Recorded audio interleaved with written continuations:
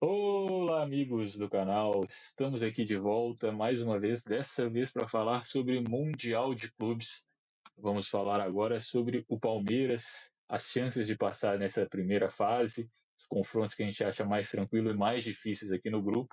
Obviamente, estou aqui juntamente com meu amigo Matheus. Olá, Matheus. É isso aí, Bruno. Vamos trazer a perspectiva dos clubes brasileiros na Champions League da FIFA, não, pera, no Mundial de Clubes, e dar uma projeção do que pode acontecer, qual é o teto, qual é o mínimo esperado para os clubes brasileiros no decorrer do caminho que eles têm, né? Exato, alguns têm um caminho um pouco mais fácil, outro mais difícil, mas eu não acho que ninguém está numa posição impossível.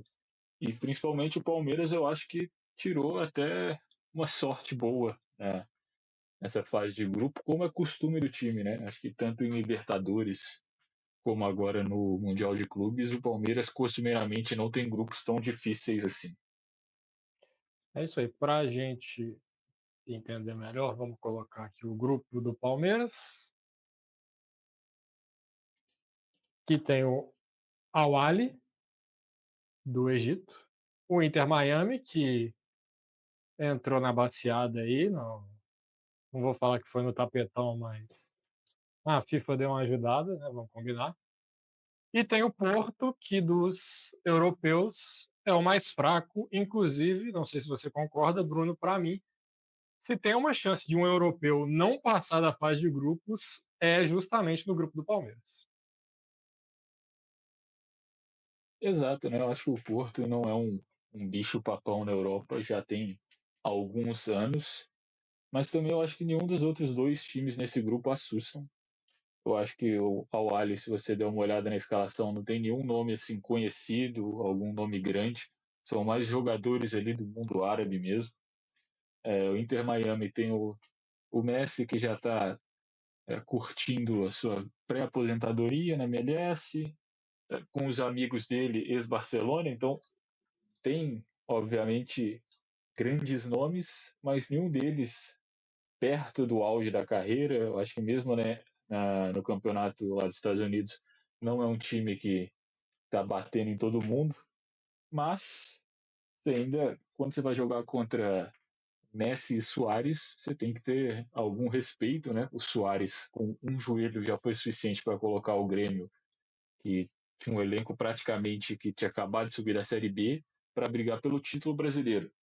Então, se esses dois caras estiverem a fim de jogar, com certeza vai ser um jogo difícil, mas eu acho que não é, não tende a ser um Messi e um Suárez jogando como se fosse Copa do Mundo, então acho que o Palmeiras tem boa chance de classificar nesse grupo, eu diria. Mas lembrando também que o Palmeiras não vive uma boa fase, né? Principalmente no Campeonato Brasileiro, é um time que tem dificuldade quando joga contra outros times fortes, mas também dificilmente perde para times mais fáceis, e nesse grupo aqui eu acho que o Palmeiras está entre os elencos mais fortes, com certeza. O Palmeiras eu vejo como um dos favoritos a passar nesse grupo, e o time se reforçou para essa temporada, inclusive pensando nessa competição, né? Trouxe o Paulinho, trouxe o Vitor Roque, trouxe o Martínez, Facundo Torres. Então deu uma encorpada no elenco, trouxe peças que eram questões já há algum tempo no time, né? Como a questão de centroavante, peças para o ataque, para o Abel Ferreira. E você destrinchou um pouco mais o Inter Miami. E sim, o Palmeiras tem que ter muito cuidado quando a bola chegar no Suárez, quando a bola chegar no Messi. Só que o Suárez, quando ele estava no Grêmio, ele já estava numa condição física frágil, vamos colocar dessa forma. Os vídeos que a gente tem de ver ele jogando na MLS é bem pior do que a condição que ele estava aqui no Brasil. Ele correndo com dificuldade para arrancar, para conseguir alcançar velocidade. Você vê que ele se movimenta com dor. E o resto do time é fraco, se a gente for olhar, pensar, tirando esses jogadores ex-Barcelona, você tem o Messi, que é um extraterrestre, um Soares, que foi talvez o melhor jogador, o melhor centroavante da sua geração, mas tem um Jordi Alba já bem abaixo do nível que já apresentou, você tem um Busquets também que está mais num fim de festa, e os outros jogadores lá também não têm um nível tão alto. Então, contra esse adversário, eu espero que o Palmeiras consiga se sobressair, marcando melhor os dois principais jogadores do time. E com relação ao Porto, uma temporada decepcionante, não disputou o título português, ficando bem atrás dos seus dois principais rivais nacionais, né? O Benfica e o Sporting protagonizaram a disputa lá no território português. Exato. O Al-Ahly, que foi campeão egípcio aqui, se eu não me engano. Ficou em primeiro aqui no. Nós ficou em segundo na temporada normal e em primeiro no mata-mata. Meio esquisito como acontece a Liga Egípcia olhando aqui, mas vem embalado, né? É um time que com certeza vai vir jogando a vida, como é de costume das equipes de fora do continente europeu. E é bom lembrar também que os brasileiros têm tido cada vez mais dificuldades jogando contra as equipes do continente africano. Então não acho também que, apesar de não terem grandes nomes, que seja um jogo que vai ser fácil, e pelo menos em questão de vontade, eu acho que os jogadores do Al-Ahly vão estar no topo desse grupo junto com o do Palmeiras. E uma coisa que eu acho interessante é que a equipe brasileira já estreia direto contra o Porto. Então acho que esse jogo aqui pode dizer muito. Se o Palmeiras consegue um bom resultado, pode conseguir até uma vitória, eu acho que aí o Palmeiras já entra talvez para brigar pela liderança do grupo, o que pode ser muito interessante para uma segunda fase, porque aí você vai ter um cruzamento mais tranquilo, né, já no mata-mata. Mas se perde, aí o Palmeiras já vai para o jogo contra o Al-Ahly jogando a vida, porque o Al-Ahly vai pegar o Inter Miami, que a gente projeta que é talvez a equipe mais fraca desse grupo, se não houver a magia dos grandes talentos lá. Então, se o Porto ganha e o Al-Ahly ganha, o segundo jogo do Palmeiras já é valendo a vida. Então, eu acho que essa partida contra o Porto vai dizer bastante sobre o futuro do Palmeiras nessa competição. Sim, já pego uma pedreira logo na primeira partida, né?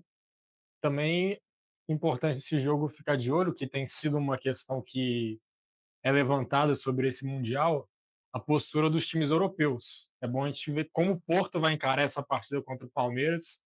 Eu vi notícias falando de que o Bayern poderia ir no jogo de estreia colocar um time misto, porque eles acabaram a temporada e alguns times até deram férias para os seus jogadores antes da competição.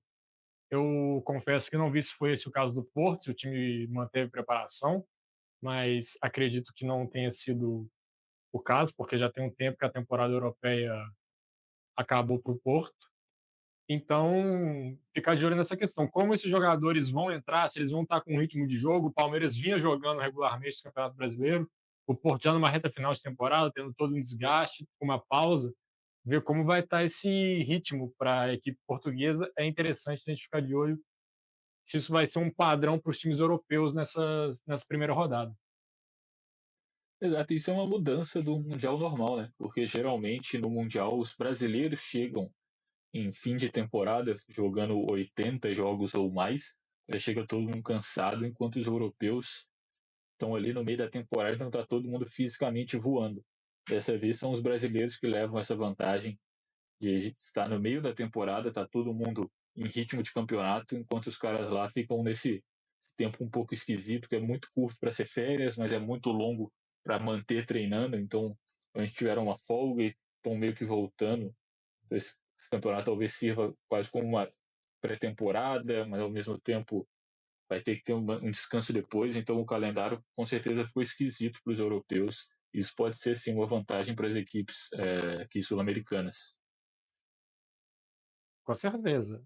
O jogo virou, né? Antes era o brasileiro que chegava baleado de jogar uma temporada inteira desgastante, e agora é o europeu que vê esse cenário, e talvez no caso dele seja até pior, porque o brasileiro já é direto. Como você bem destacou, tem uma pausa ali, um hiato entre o final da temporada europeia e o início do Mundial, que a gente não sabe muito bem como que foi o trabalho desses clubes. Mas, para fechar aqui o meu palpite, o Palmeiras passa em primeiro, e o Al-Ahly vai passar em segundo. Para mim, o Porto fica fora. Ousado, hein? Eu gosto do seu palpite. Eu acho que seria legal se acontecesse, mas eu acho difícil. Eu acho que o Palmeiras passa, mas eu vejo o Porto passando também. E tendo um jogo difícil contra o Al-Ahly, porque é o último jogo, né? Então talvez a gente pode ter o último jogo desse grupo de Porto e Al-Ahly definido quem passa. E a gente está falando isso, aí chega no momento, passa Inter, Miami e Porto. O Messi resolve destruir os jogos e nós dois estamos completamente errados. Que não seria a primeira vez e também não será a última, mas eu ainda confio que o Palmeiras passa, porque esse time em fase de grupo é muito forte. E para justificar aqui meu voto, como falei anteriormente, o Porto não viveu uma grande temporada, já teve momentos muito melhores em tempos recentes aí, brigando em mata-mata de Champions, em fases até avançadas, mas não é o caso dessa temporada, uma temporada abaixo. O Palmeiras se reforçou muito bem, o Al-Ahly é uma potência do seu continente, é um time que sempre é muito forte ali no futebol egípcio, no futebol africano. E acho que seria legal a gente ver os europeus sofrendo, né? Que obviamente o futebol europeu ele é o mais forte, mas a gente sempre fica naquela questão até onde a potência brasileira está nivelada com o futebol europeu. Será a segunda, a terceira prateleira? Acho que o Palmeiras com o Porto é um bom tira-teima para esse duelo, que o Porto não é a primeira prateleira da Europa. E o Palmeiras é uma potência aqui no futebol brasileiro sul-americano. Será que consegue bater de frente? Será que vai ter dificuldade? Esse é acho que é um bom nivelador que nós teremos. Concordo. É, eu acho que é uma medida boa, ainda mais que são dois times que estão acostumados a ganhar nos últimos anos e que não vivem o seu melhor momento. Mas eu acho que se o Palmeiras ganha, o argumento de que os clubes de ponta brasileiros conseguiriam brigar ali numa segunda prateleira, talvez no começo da primeira da Europa, ganhar força e se perder dependendo das condições do jogo. Também eu acho que um desespero coletivo pelo nível do futebol brasileiro pode começar de novo nas redes sociais e dentro dos próprios clubes, né? Porque esse Mundial também pode ser um grande instaurador de crise nos times brasileiros. Mas eu acho que é isso, né, sobre o Palmeiras que a gente queria falar. Eu acho que é talvez o clube brasileiro que teve a maior sorte no sorteio e que vem forte para a classificação. Eu, sinceramente, ficaria decepcionado se o Palmeiras não passasse nesse grupo. Eu também acho que seria uma surpresa pro lado negativo, o Palmeiras ser eliminado. Só que no mata-mata aí já é outros 500, porque passando desse grupo, o Palmeiras enfrentaria os adversários do grupo do Botafogo, que nós falaremos no próximo vídeo, que é PSG, Atlético de Madrid ou Botafogo. Então a vida do Palmeiras, mesmo passando em primeiro ou em segundo, seria muito complicada no mata-mata. Então, acho que o objetivo do Palmeiras tem que ser tentar fugir do PSG nesse outro grupo. Por isso que eu acho que esse primeiro lugar pode ser interessante, né? Conseguir essas vitórias. Eu acho que esse jogo contra o Porto vai ser importante para as pretensões futuras do Palmeiras dentro da competição. Mas é isso, quem chegou até aqui tem que fazer o quê, Matheus?